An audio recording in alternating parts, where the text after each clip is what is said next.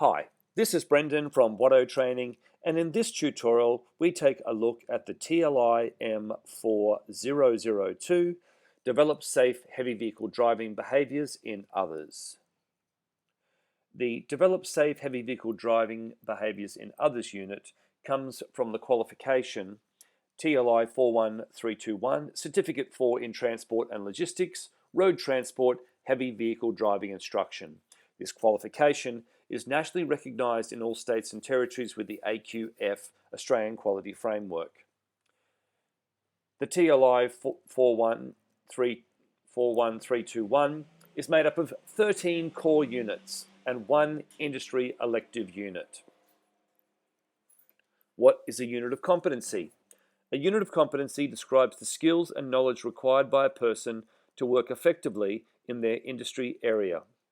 By knowledge, we mean facts and information acquired through experience or education, the theoretical or practical understanding of a subject.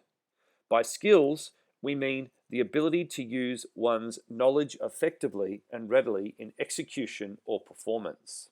To perform means to do. There's the list of the 13 core units from the TLI 41321 on the left of screen, and on the right we have the industry elective units. Select one of. Down the bottom I've highlighted 3 units. Let's take a closer look at them. We've got Apply Safe Heavy Vehicle Driving Behaviours, we've got Conduct Heavy Vehicle Learner Driver Training, and Develop Safe Heavy Vehicle Driving Behaviours in Others. The key words there, apply, conduct, and develop, I've highlighted in red. And what I'd like to do is define the unit a little bit closer and what makes it different from those other 2 units. So the key units in the definition are develop, safe, and behaviours. To develop means to grow or cause to grow and become more mature, advanced, or competent. So that's what we're looking to do in developing safe driving behaviours in others. Safe means to protect from or not be exposed to danger or risk, not likely to be harmed or lost. So it's essential that when we're developing safe heavy vehicle drivers in others, that we are trying to keep the environment, e.g. the traffic environment, the training circuits that we select, safe as possible for the level of ability of the driver. And finally, behaviours are the way in which one acts or conducts oneself, especially towards others. So we're trying to develop safe attitudes, positive attitudes, proactive attitudes in our heavy vehicle drivers. So what does this mean? Develop safe heavy vehicle driving behaviours in others involves the skills and knowledge required to teach eligible heavy vehicle drivers from diverse backgrounds how to develop, monitor, and maintain safe heavy vehicle driving strategies and behaviours. What does it mean by diverse backgrounds? We're catering for differences among groups of people and individuals based on ethnicity, race, socioeconomic status, gender, language, religion, sexual orientation, and geographical area. Diversity of experiences, viewpoints, backgrounds, and life experiences. What does it mean by safe driving strategies? Well, it means things such as managing our vehicle through pre-start checks, managing our vehicle speed, space, and position, managing ourselves, e.g. drugs and alcohol, medications, fatigue, state of mind, fitness to drive, managing other road users, for example, cars, motorcycles, emergency vehicles, pedestrians, managing various traffic situations and road/weather conditions, and managing our specific roles and responsibilities, i.e. our job role. The unit also includes recognizing and dealing with behavioral barriers to learning. This could be, for example, difficulty or disability with learning. It could be personal issues, physical issues, for example, a workplace injury. It could be substance abuse. The person could not be in the right state of mind. There could be attitudinal issues or motivation issues. The unit also involves heavy vehicle operation and skill development. This would include things like reversing skills, steering skills, etc. Hazard perception. In this case, we're looking at developing higher order cognitive and technical skills such as hazard perception. We can see in the road environment there all the potential hazards up ahead that need to be managed by a driver. It involves demonstrating the ability to correctly read the driving environment and respond appropriately. So we've got a bus up ahead. They may put the indicator on, desiring to move out from the bus stop. Exercising risk management strategies. So in this case, we're looking at some of the common risks, which include speeding, not wearing a seatbelt, drugs and alcohol, fatigue, mobile phone and technology use, adverse conditions, and in-vehicle distractions. Our role is to develop safe driving behaviours, and these are some of the key areas or key risks that we need to manage. It also involves applying adult learning principles. What are adult learning principles? Well, research shows that adults generally have a higher sense of self-direction and motivation. Adults use their life experience to facilitate learning, and adults are focused on achieving their goals. Adults need to know how the information is relevant. Adults are practical. Adults are looking for help and mentorship. Adults are open to modern ways of learning, and adults want to choose how they learn. The unit also involves demonstrating instructional methods. So here's an example of a situation where we have a driver opening a car door, getting into the vehicle on the left, and the road rules say that we should keep at least 1.2 meter clearance from parked vehicles, bicycle riders, and other vehicles when passing where safe and practicable. So that would be the role of the trainer in that sense, is to promote not only the road rule, the law, but the safe driving strategy. Okay, and also focusing on training competence and experience of higher order heavy vehicle driving competence. So in the diagram, we've got the truck turning into either lane A or B. Generally, the vehicle would go to lane B, depending on the road markings and also whether or not they needed a right or a left turn up ahead. But again, that's that higher order decision making and application of the road rules.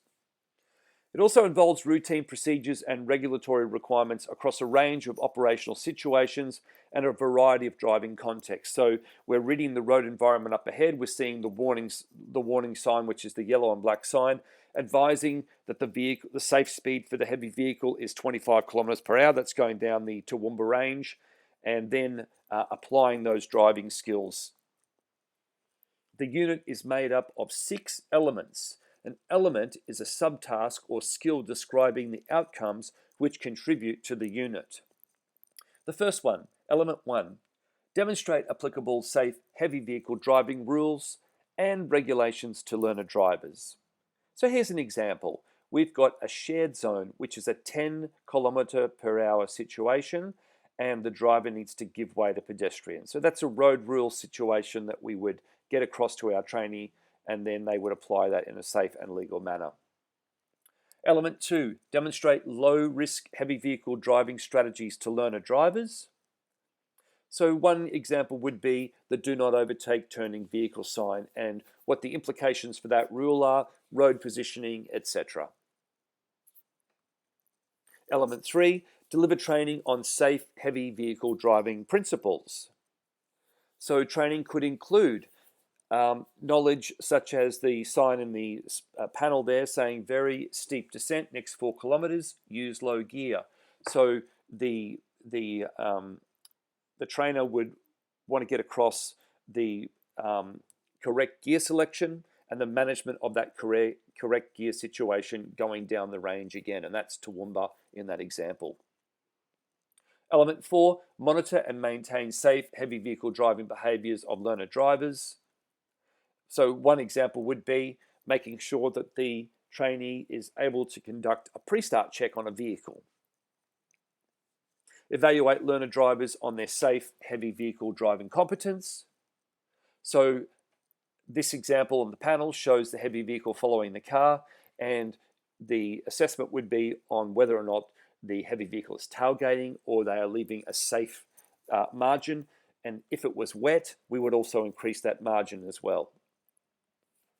Element 6, review evaluation of learner driver safe heavy vehicle driving competence. Now, one example, the sandwich feedback technique is not the only feedback technique, but it's one that commonly gets taught to people who are learning to give feedback. Start with a positive, supportive comment. Then we go to the meat, which is outline errors, areas of improvement, guidance on how this can occur, and then we finish off with a positive, supportive comment at the end.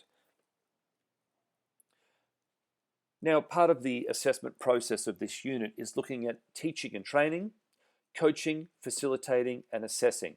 So let's take a look at what the difference is and what the implications are in terms of assessment. Teaching and training. Teaching or training is focused on imparting knowledge and learning where the teacher, trainer, supervisor, mentor directs the process. This assists students through their words, which are instructions, and actions, which are demonstrations, to develop basic skills such as braking, accelerating, steering, changing gears, and then to coordinate those skills in different situations such as safe management of a roundabout. Coaching is centered around the student. Coaches focus on the development and guidance of students.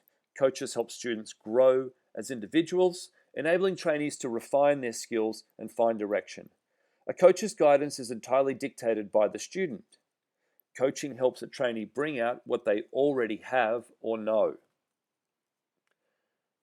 Assessment of your coaching skills.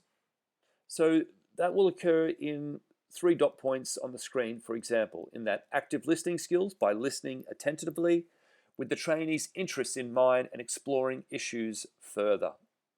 Questioning skills to identify not just facts, but possibilities and contingencies using closed and open-ended questions, including what-if scenarios, and verbal and non-verbal communication skills. Assessment is the process of collecting evidence and making judgments about whether a person demonstrates competency and confirms they can perform to the standard required in the workplace. Assessment is conducted to a criteria with benchmarks. Assessment helps identify gaps in a person's knowledge or skills and can guide training activities and additional support. Examples of forms of assessment: it could be observation of a task or a skill. It could be oral questioning, written assessment, online assessment, or observe a trainee participate in a role play. Feel free to contact Watto Training if you have any questions. Thanks for listening and safe driving.